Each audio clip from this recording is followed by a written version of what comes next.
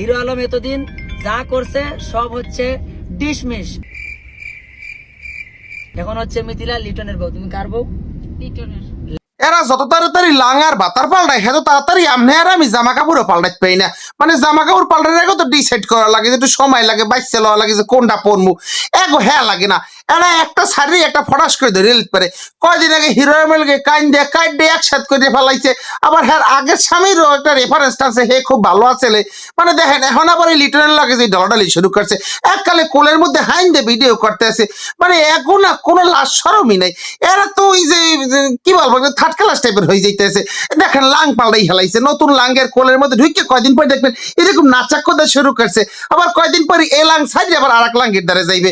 মানে এগো কোনো বিচার বিবেচনা নাই, কোনো পছন্দ নাই, রুচি নাই। এগো একটা লাং হইলে এলে শরীরের মধ্যে অনেক উত্তেজনা, বুঝছেন? একজন ছাড়া এগো চলেই না, যে কোনো একজন লাগবেই।